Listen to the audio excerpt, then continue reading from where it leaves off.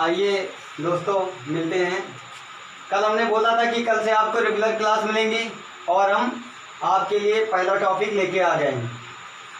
आइए कुछ मोटिवेशन की बात कर लेते हैं।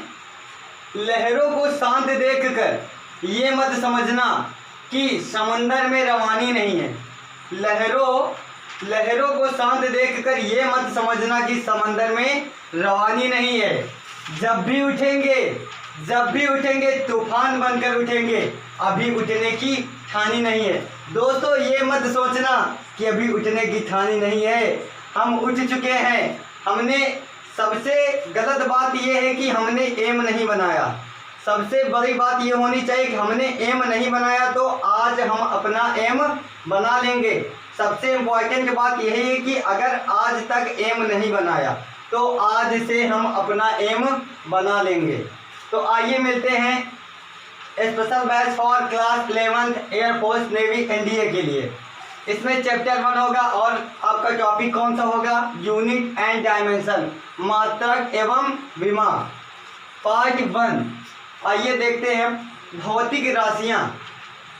ये जो पहला चैप्टर है मात्रक एवं विमा, इससे एयरफोर्स, नेवी, एनडीए इन सब में 1 या 2 क्वेश्चन आते हैं। तो इसमें हम चर्चा करते हैं लेसन के ऊपर।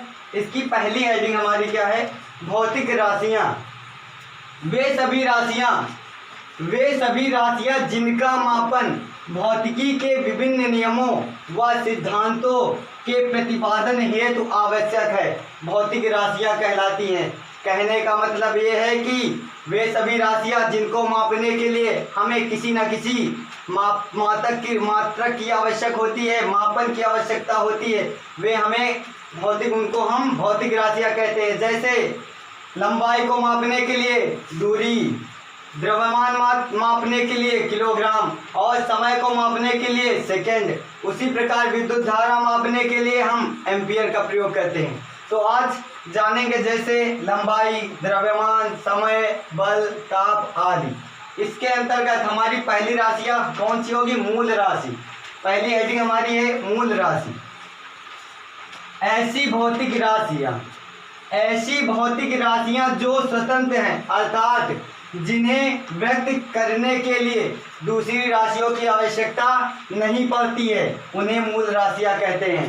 कहने का मीन से है वे सभी राशियां जिनको व्यक्त करने के लिए वो स्वयं स्वेच्छा से उत्पन्न होती है, उन्हें हम मूल राशियां कहते हैं। और इनका जो मात्रक होता है, मापन होता है, मात्रक होता है, वे भी स्वेच्छा से चुने जाते हैं। जैसे लंबाई के लिए मीटर हो गया, द्रव्यमान के लिए किलोग्राम हो गया। अब विज्ञान के आधार पर मूल राशियों को 7 भागों में बांटा गया है। कितने? 7 भागों में डिवाइड किया गया है। जैसे पहला देखेंगे क्या होता है? लंबाई होता है। दूसरा द्रव्यमान हो गया। तीसरा समय हो गया। चौथा आपका विद्युत धारा हो गया। 5वां ताप हो गया। 6वां आपका ज्योतितीव्रता हो गया। 7वां क्या हो गया? आपका पदार्थ की मात्रा। अब हम आगे देखेंगे कि इनके मात्रा क्या होंगे, इनकी विमा क्या होगी। नेक्स्ट स्लाइड में देख। अभी हमने बताया था कि मूल राशियां 7 होती हैं, तो अब देखेंगे मूल राशियां 7 हैं तो वो कौन कौन सी हैं। देखेंगे पहली राशि यानी पहली राशि हमारी क्या हो जाएगी? लंबाई। पहली राशि लंबाई। और लंबाई को मापने के लिए हम मीटर का प्रयोग करते हैं। मीटर को जो हम दर्शाते हैं एम, इंग्लिश में एम से दर्शाते हैं, और इसका जो विमा का प्रतीक होता है वो एल होता है। उसी प्रकार दूसरी हमारी क्या हो जाएगी? द्रव्यमान को इंग्लिश में मास बोलते हैं। द्रव्यमान को मापने के लिए हम किलोग्राम का प्रयोग करते हैं। किलोग्राम को किलोग्राम ही बोलते हैं। अब इसका जो संकेत होता है उसे हम केजी से डिनोट करते हैं, और जो इसका विमा प्रतीक होती है वो एम से डिनोट करते हैं। उसी प्रकार तीसरा हमारा हो जाएगा समय टाइम के लिए सेकंड, समय का मात्रक सेकंड हो जाएगा। इसका जो संकेत होगा वो हमारा एस हो जाएगा। और समय का जो प्रतीक होगा, विमा प्रतीक होगा, वो क्या होगा? हमारा टी होगा। उसी अकॉर्डिंग अगला हमारा 4 नंबर विद्युत धारा हो जाएगा। Electric current, electric current ampere में मापी जाती है। किसमें? एम्पियर में, यानी विद्युत धारा एम्पियर में मापी जाती है। इसे ए से डिनोट करते हैं। और जो विद्युत धारा की विमा व्यक्त करने के लिए संकेत होता है वो हमारा क्या होता है? ए होता है। इसके बाद फिर हम देखेंगे ताप। ताप क्या हो जाएगा? ताप के लिए केल्विन, ताप का मात्रक केल्विन होता है। इसे के से डिनोट करते हैं संकेत। और ताप की विमा व्यक्त करने के लिए हम कभी कभी क्या देखते हैं? थीटा मिल जाता है और कहीं कहीं पे के भी मिल जाता है। इसीलिए विमा का प्रतीक हम दोनों ले लेते हैं, या तो ये या तो ये।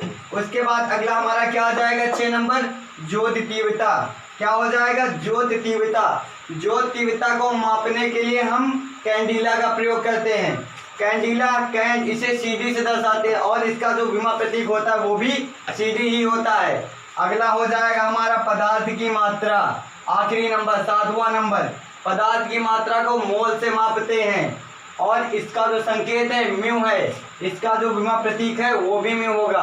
अब इसमें हम इसके आगे चर्चा करेंगे व्युत्पन्न राशियां, पूरक राशियां। तो इसमें हम लंबाई तो जानते हैं क्या यूज होता है, द्रव्यमान भी जानते हैं, समय भी जानते हैं, विद्युत धारा भी जानते हैं, ताप भी जानते हैं, बट ज्योति तीव्रता और पदार्थ की मात्रा हमें नहीं पता चलता कि इसका यूज कहाँ होता है। आपने केमिस्ट्री पढ़ा है, उसमें होता है ना पदार्थ की मात्रा, मोल वाला पढ़ा होगा जिसमें द्रव्यमान बटे भार से निकालते हैं, वो हो जाता है हमारा पदार्थ की मात्रा। और जो ज्योति तीव्रता आता है ये प्रकाश यानी जो आपका लाइट यूनिट है उसमें आता है। उसमें जब हम घन कोण यानी कहने का मतलब जो हमारा ज्योति तीव्रता होगा इसका मात्रक तो कैंडिला होता है, बट आपने लाइट में एक चैप्टर प्रकाश मिति पढ़ा होगा जिसमें आपका क्या क्या आ जाता है?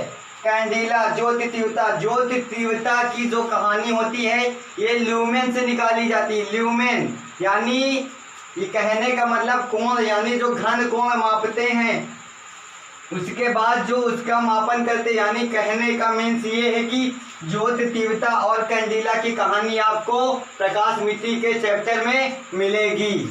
अब आगे हम पढ़ेंगे व्युत्पन्न राशियां और पूरक राशि। हम लोग मूल राशियां पढ़ चुके हैं, अब क्या पढ़ेंगे? व्युत्पन्न राशियां। क्या पढ़ेंगे? व्युत्पन्न राशियां, ड्राइव्ड क्वांटिटीज, यानी कहने का मीन्स वे भौतिक राशियां जो मूल राशियों की सहायता से उत्पन्न की जाती हैं व्युत्पन्न राशियां कहलाती हैं। कहने का मीन्स ये हो गया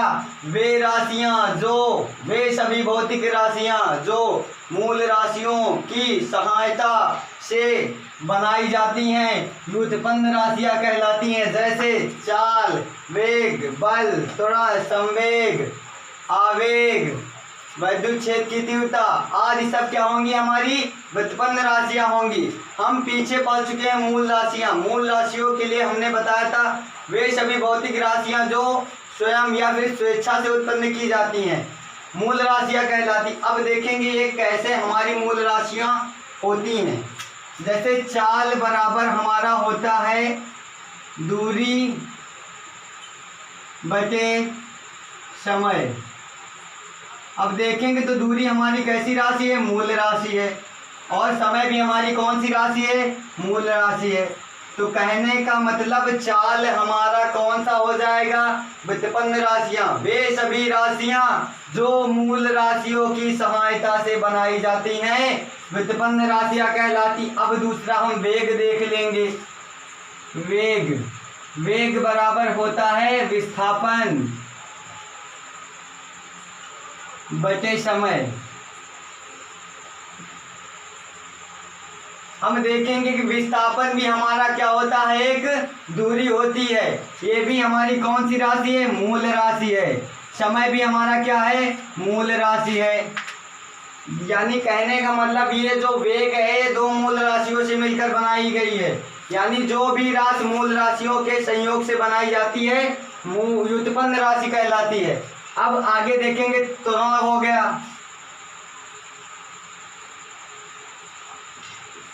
वेग परिवर्तन को त्वरण कहते हैं, यानी dv/dt। अब v हमारा क्या था, व्युत्पन्न राशि। v किससे मिलकर बना था, दूरी, विस्थापन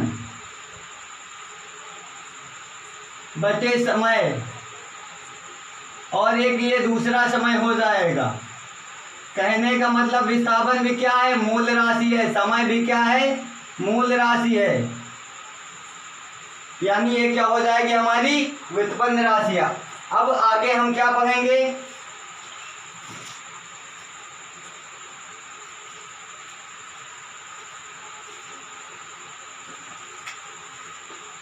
अब हम आगे देखेंगे पूरक राशियां। वे सभी राशियां या फिर वे राशियां जिनकी सहायता से कोण का मापन किया जाता है उन्हें पूरक राशियां कहते हैं।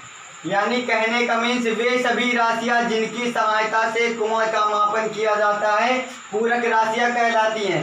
इनके दो होते हैं नंबर, कोण यानी एंगल। कोण क्या होगा, दो होते, एक होता है समतल कोण और दूसरा आपका क्या होगा, घन कोण यानी ठोस कोण। समतल कोण यानी प्लेन एंगल जो हमारा गोले में बनता है, जैसे आप देखेंगे फुटबॉल हो गया, फुटबॉल क्या होता है, अंदर से खोखला गोला होता है, इसीलिए जब भी हम उसमें एंगल बनाएंगे तो हमारा क्या बनेगा, समतल कोण बनेगा। क्या बनेगा, प्लेन एंगल। अब प्लेन एंगल का फार्मूला क्या होता है, चाप बटे त्रिज्या, चाप बटे त्रिज्या। अब देखेंगे इसका मात्रक क्या होता है,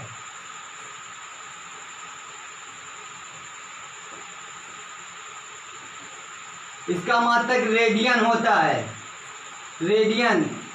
इसका प्रतीक RAD होता है। क्या होता है, RAD, इसका प्रतीक होता है RAD। और इसकी विमा, कोई इसकी विमा नहीं होती है, विमाहीन होती है।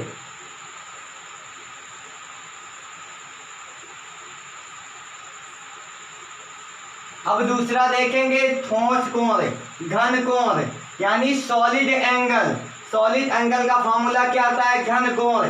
यानी ये जो घन कोण बनता है ना हमारा, ये सॉलिड यानी एकदम सॉलिड बनेगा। जैसे कि क्या हो जाएगा, तरबूज।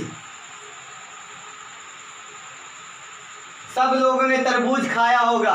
आप लोग जब भी दुकान पे तरबूज लेने जाते तो उनसे बोलते हैं, भैया जी इसमें जरा टाँकी लगा के दिखाइए, ये पका है कि नहीं पका। तो जब उसमें टाँकी लगा देता है ऐसे, तो उसमें से जो टाँकी लगाने के बाद निकालता है, उसके बीच में हम देखेंगे तो क्या हमारा थीटा कोण बनता है, वही हमारा क्या होता है, घन कोण होता है। यानी क्षेत्रफल बटे r²। क्षेत्रफल का फार्मूला क्या होगा गोले के लिए, 4πr², और r² से r² क्या होगा, कैंसिल हो जाएगा। तो ओमेगा बराबर क्या आ जाएगा आपका, 4π। कहने का मतलब ये हो गया कि घन कोण का अगर मापेंगे तो ये कितना आएगा, 4π हो जाएगा इसमें। और ये किसमें बनेगा, तरबूज में बनेगा। अब देखेंगे इसके मात्रक, यानी ठोस कोण का मात्रक क्या होगा। इसका मात्रक स्टेरेडियन होता है।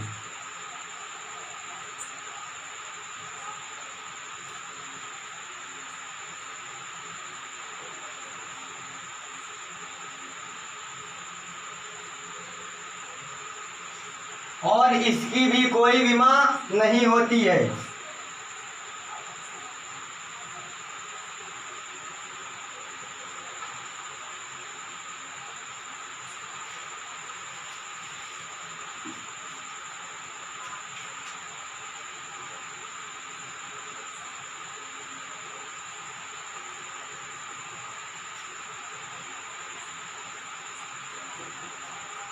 तो आज का हमारा टॉपिक समाप्त हो रहा है। कल हम क्या पढ़ेंगे, राशियां यानी व्युत्पन्न राशियां, उनके मात्रक क्या होंगे।